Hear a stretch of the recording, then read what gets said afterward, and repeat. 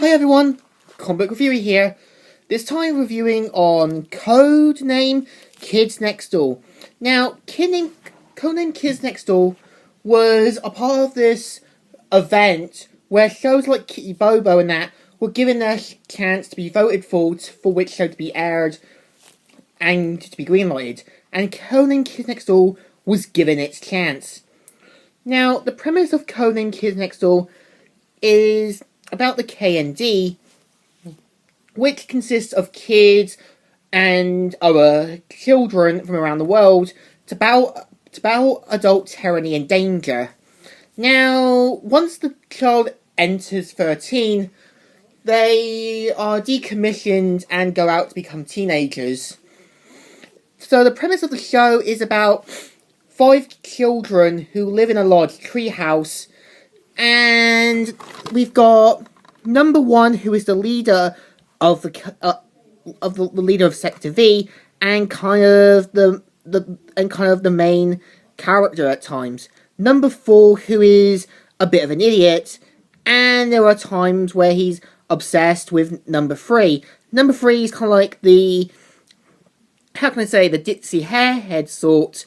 Number 2, or Hoagie Hilligan, is meant to be kind of like the tech inventor, and for some reason cracks really bad and crappy jokes, much like Chemo from Super Duper Sumos. You have number 5, who's kind of like the down-to-earth, more sort of badass kid.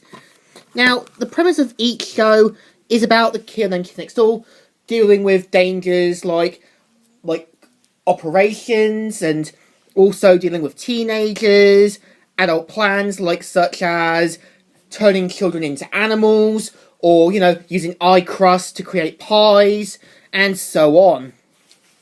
Now, what's also interesting about Codename Kids Next Door, the villain rotor is actually interesting, and some of the villains do appear more and again. You've got Toiletnator, who's kind of the butt of everyone's jokes, and kind of wants to prove himself that he's a villain. Nightbrace, who's a villain who is obsessed with cleaning children's teeth. Count Spackler, who spanks naughty children. And also you've got the Crazy Cat Lady, who's kind of like a villain who is obsessed with cats. Now, the main villain of the show is the delightful children from down the lane, who consists of a group of kids, but fused together. And they kind of have this really disturbing and, if not evil, charming vibe to them. And you've got Father, who's kind of like your typical main villain, who is always constantly angry and expects his plans to go successfully. And most of the time, it will either backfire on him.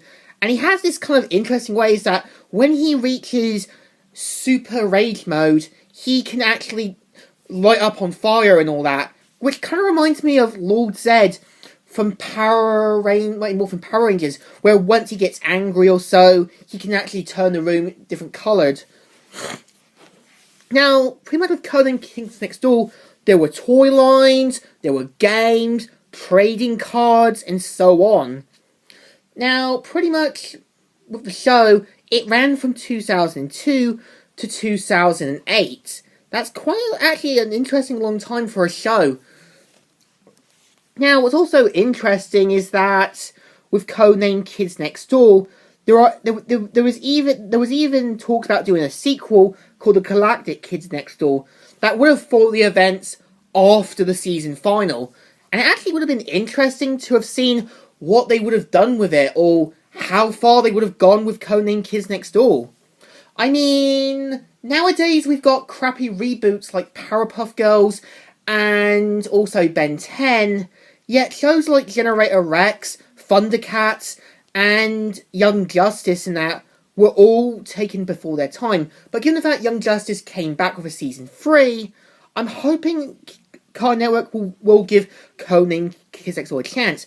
Now, what's also great about Codename Kids Next Door is that they can actually create gadgets, stuff from hand, and they tend to be quite creative.